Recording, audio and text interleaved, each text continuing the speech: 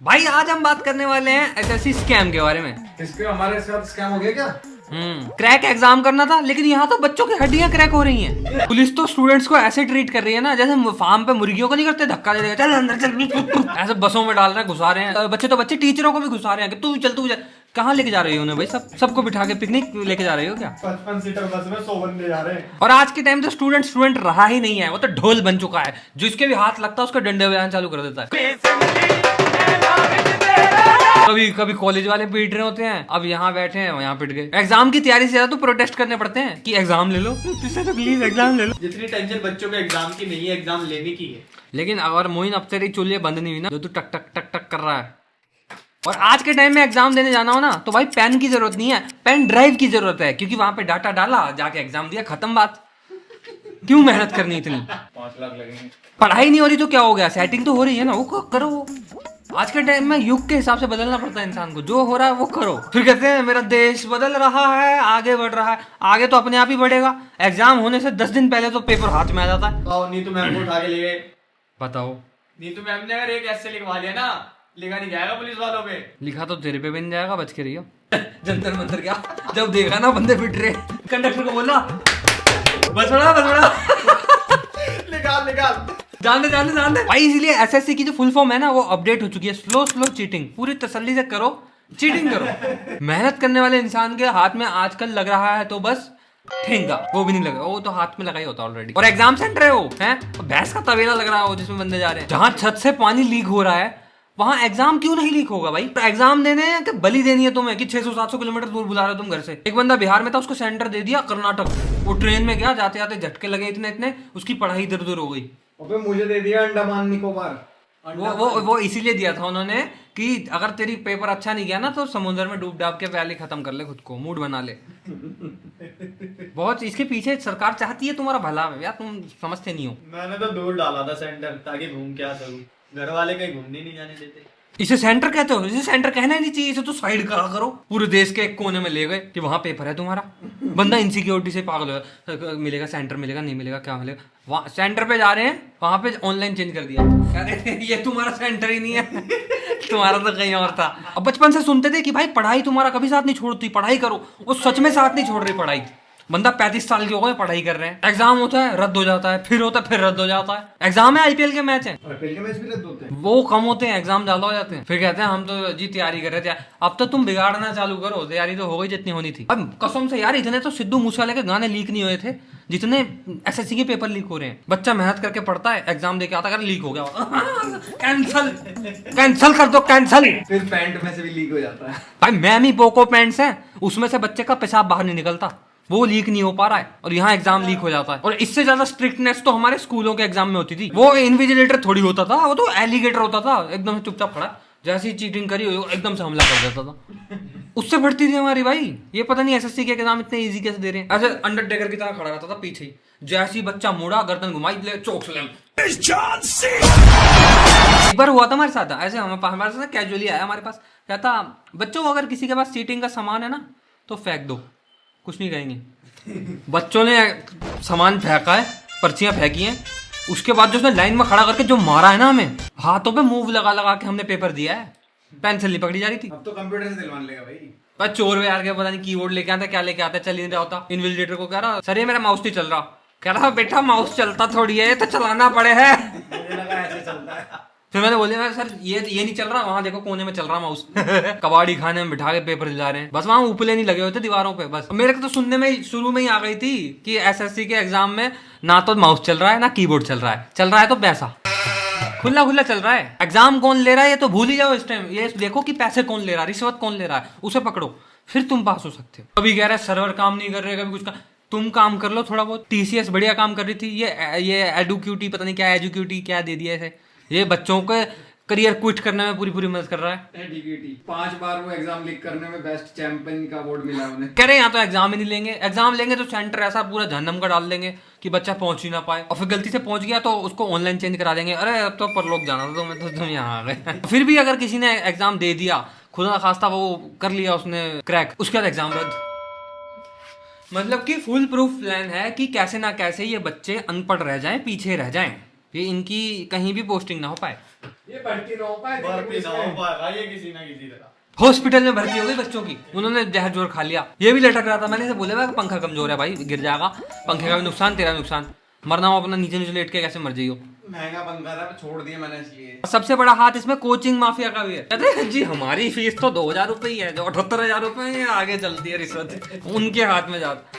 ये सीन हो रहा है, हमारे यहाँ से पढ़ो हम करा दे, अंदर से सेटिंग कर रखी, और फिर एक्सेप्ट करो ना कि यार तुम्हारा बच्चा लुल है, तुम उसे रिश्वत दे के पास करा रहे हो। अमीर अमीर हो जा रहा है, उसकी भर्तियां लग रही है उसके बच्चे की, गरीब गरीब हो जा रहा है क्योंकि वो डोनेशन नहीं दे पा रहा। मिडिल क्लास बच्चा दिन रात मेहनत कर रहा है, पास कौन हो रहा है? जिसकी जेब में से गांधी जी ऐसे हंसते हुए निकल रहे हैं। मेरे को तो पहले पता लग गया था, मैं गवर्नमेंट जॉब के पीछे भागना पता कैसा है, जैसे गाड़ी के पीछे कुत्ता भागता है, उसके हाथ कुछ लगता नहीं, थक जाता आगे जाके, फिर वापस आ जाता अपनी जगह पे। वही सीन है, गवर्नमेंट जॉब के लिए बंदा 3-4 साल मेहनत करेगा, थक भी जाएगा, फिर वापस घर पे जाएगा, गालियां खाएगा, फिर वही करना है। प्राइवेट जॉब का तुम्हें पता ही है, कंप्यूटर चला लिया, हो गया खत्म, हाँ चल पूछा मार ले, 12-12 घंटे। वो एक पता नहीं कौन सी कंपनी का मालिक है, वो कह रहा 15-15 घंटे काम करो।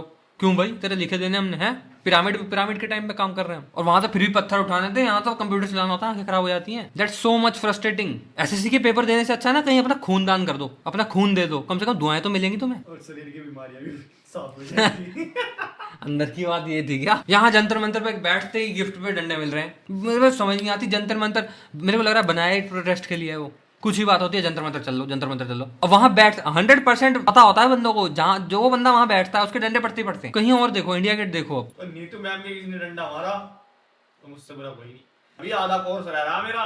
और बंदे बैठे ही थे वहां कौन सा ईंटें तोड़ रहे थे उसकी, कि उन्हें तुम भगा भगा के मार रहे हो। मैं होता ना उनकी जगह, मैं जंतर मंतर में घुस जाता।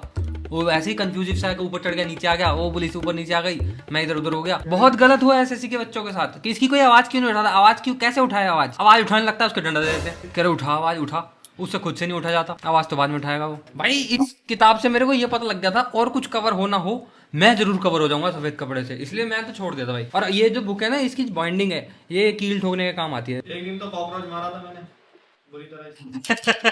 तो दोस्तों से हम आज इंटरव्यू लेते हैं एसएससी एस्पायरेंट्स का, और करीब आना होगा इनके। हमारे इतने करीब मत आओ जो हम तुम्हें बर्बाद कर दे। खुद तो हो ही गए, हमें भी कर देंगे। तो क्या कहना चाहेंगे आप?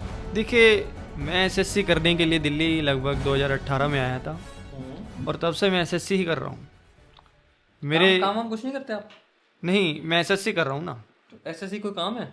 हाँ, सुबह एसएससी करता हूँ, दोपहर को एसएससी करता हूँ, और फिर शाम को भी एसएससी करता हूँ, और फिर रात को तो एसएससी करना ही होता है। शायद ये एसएससी खाने को कह रहे हैं। नहीं, 2018 से मैं एसएससी कर रहा हूँ। तो आपको क्या मिला? देखिए, हमें मिली डेट्स। डेट्स तो वो दुबई में मिलती है ना? नहीं, तो हर सेंटर की डेट्स एक्सटेंड हो जाती है। 2018 में तैयारी करी, उसके बाद पेपर लीक हो गया। तैयारी कैसे करते थे? मतलब आप साड़ी वाड़ी पहन के जाते थे या मतलब चूड़ियाँ क्या? नहीं, कैजुअल, जैसे पैंट शर्ट वगैरह हम लोग डाल के जाते थे, लेकिन क्लियर नहीं कर पाए। एसएससी ने इनको क्लियर कर दिया। इनके घर वाले भी कहते हैं कि बेटा देखो एसएससी बहुत हो गया है, अब एसएसटी पढ़ लो, सामाजिक विज्ञान, और फिर कुछ कर दिखाओ। नहीं, मैंने फॉर्म डाला है। कहाँ डाला? आपके 3 फॉर्म तो कूड़ेदान में उन्होंने डाले हैं। नहीं, मैंने फॉर्म डाला है, पॉलिटेक्निक का फॉर्म डाला है मैंने सुना इंजीनियरिंग में अच्छा स्कोप है। अगर एसएससी नहीं निकला, इस साल नहीं निकाल पाया, तो उसके बाद आपकी क्या राय होगी बड़े साहब? ये हमारे साथ ग्रीन शर्ट में भी बैठे हैं युवक जी। मेरा तो पूरा जीवन ही खराब हो गया। कैसे? मतलब कोई सेल वेल डलते थे जो खराब हो गया है? 2011 में तैयारी मैंने स्टार्ट करी थी जब मैं पैदा हुआ था, और पैदा होते ही मुझे बताया गया कि एसएससी के एग्ज़ाम की अभी से तैयारी कर दो ताकि आपका क्लियर ना हो पाए ये 2025 तक। इस दौरान मेरी तैयारी फेलियर की बड़ी तगड़ी थी, जाकि मैं नए बच्चों को प्रिपेयर कर पाऊँ कि आगे आप कैसे क्यों। बच हाँ, सकते ये हैं। ये बात बहुत अच्छी कही इन्होंने कि जो फेल होता है वही बता सकता है कि पास कैसे होना है। लेकिन पूरी कोशिशों के बाद, नाकाम कोशिशों के बाद, ये पिछले 8-10 साल से फेल होते रहे, तो इससे मैं यही जज करूँगा कि ये कोई बात नहीं बता सकते किसी को। तो मैं आपको बता सकता हूँ कि कहाँ पर पैसे भरने हैं। फॉर्म के अलावा जो पैसे देने हैं, टेबल के नीचे से ऊपर जो रख कर देने हैं, वो पैसे मैं आपको बता सकता हूँ। ये एडिशनल खर्चा वो है जिसमें आपकी रिपोर्ट कार्ड बनती है। इसी बीच इन्हें 70,000 रुपये ब्राइब भी भरनी पड़ी। हम घूस भी खा लेते हैं उसे थोड़ा सा। पिताजी ने बोला कि तूने घूस इस दी साल- तो हम तेरे अंदर भूस भरेंगे। इस साल लास्ट है, इस साल एसएससी निकालना पड़ेगा। इस साल एसएससी निकालना पड़ेगा, अदरवाइज इनके घर वाले इनको निकाल देंगे। नहीं, घर वाले निकल जाएंगे ना। लास्ट जो जमीन का जो लास्ट टुकड़ा पड़ा है, वो गिरी हुई है।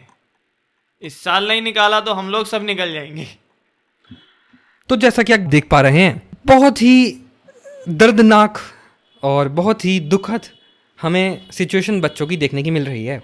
अपनी गर्लफ्रेंड को तैयारी करवानी ताकि वो सक्सेस हो जाए और किसी और से शादी कर पाए, ताकि हम जैसे रह पाए वहां पर, और फिर उस आग में हम तैयारी करें। मैं भी कुछ दोस्तों के साथ यहाँ एसएससी की तैयारी करने आया था, उनमें से 2 तो खैर चल बसे। तो देखिए, अभी इन्होंने पीछे बैठकर यही बात कर रहे थे कि कैसे पिताजी की अंगूठी चुराई जाए जिससे कि दोनों घूस भर सकें और फिर सरकारी नौकरी की उम्मीद पा सकें। मुश्किल हुए हालातों से गुजर रहे हैं ये विद्यार्थी और इनके जीवन भी बहुत कठिन हो चुका है। इन्होंने एसी भी 27 पे चलाया हुआ है, गर्मी लग रही है। सालों को शर्म नहीं है कि एक रिपोर्टर आए हैं, उन्हें गर्मी लग रही होगी। तो कैमरामैन भी मैं ही हूँ और जसप्रीत सिंह के साथ न्यूज़ दिल्ली आला। फिर मिलेंगे। दो भाई पैसे दो। 500 का है।